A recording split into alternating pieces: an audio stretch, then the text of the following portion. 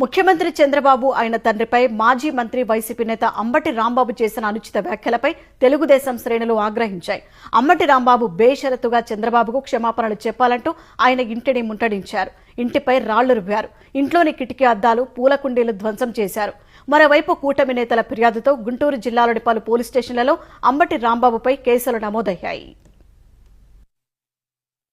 ముఖ్యమంత్రి చంద్రబాబు ఆయన తండ్రిపై వైసీపీ నేత అంబటి రాంబాబు చేసిన అసభ్య వ్యాఖ్యలు గుంటూరు నవభారత నగర్లోని ఆయన ఇంటి వద్ద తీవ్ర ఉద్రిక్తతకు దారితీశాయి. గోరంట్లలోని ఎన్టీఆర్ విగ్రహం వద్ద మహాపాపం పేరుతో టీడీపీ ఫ్లెక్సీ ఏర్పాటు చేసింది. గోరంట్ల వెంకటేశ్వర స్వామి ఆలయంలో పూజలు చేసిన అంబటి ఆ ఫ్లెక్సీని తొలగించే ప్రయత్నం చేశారు. టీడీపీ నాయకులు, కార్యకర్తలు కూడా ఫ్లెక్సీ వద్దకు చేరుకున్నారు. గొడవ జరిగే అవకాశం ఉందని భావించిన పోలీసులు ఫ్లెక్సీ వద్దకు రావద్దని అంబటికి సూచించారు. ఈ సూచన పట్టించుకోని అంబటి పూజల తర్వాత అటువైపు వెళ్తుండగా టీడీపీ శ్రేణులు అడ్డుకున్నాయి. కారుపై దాడి చేశారు. అంబటి కారు దిగేందుకు ప్రయత్నించగా పోలీసులు వారించి అక్కడి నుంచి పంపేశారు. ఈ దశలో అంబటి సీఎం చంద్రబాబును అసభ్య పదజాలంతో దూషించారు. ఈ మురికి వ్యాఖ్యలపై టీడీపీ శ్రేణులు ఆగ్రహించాయి. గుంటూరు పశ్చిమ ఎమ్మెల్యే గల్లా మాధవి ఆధ్వర్యంలో టీడీపీ శ్రేణులు ఆందోళన దిగారు. అంబటి ఇంటిని ముట్టడించి ఇంటిపై రాళ్లు రువ్వారు. ఇంట్లోని కిటికీ అద్దాలు, పూల కుండీలు ధ్వంసం చేశారు. ఇంటి వద్ద ఉన్న అంబటి వాహనాల అద్దాలు ధ్వంసమయ్యాయి.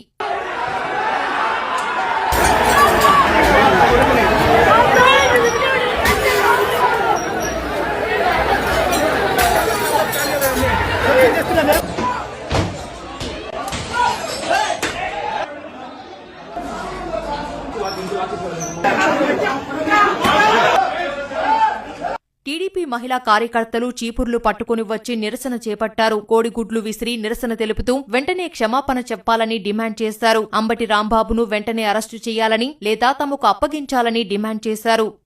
అంబటి రాంబాబు వచ్చి క్షమాపణ చెప్పాలి. చంద్రబాబు నాయుడు గారికి చేతులు జోడించి ఇది ఇంకొకసారి రిపీట్ అవ్వదు అని చెప్పి ఈ రోజు క్షమాపణ చెప్పు తీరాలి. రాష్ట్రానికి సీఎం గా ఉన్న వ్యక్తిని ఇష్టం వచ్చినట్టు దుర్భాషలాడడానికి ఇది జగన్మోహన్ రెడ్డి పరిపాలన కాదు, దాష్టిక పరిపాలన కాదు.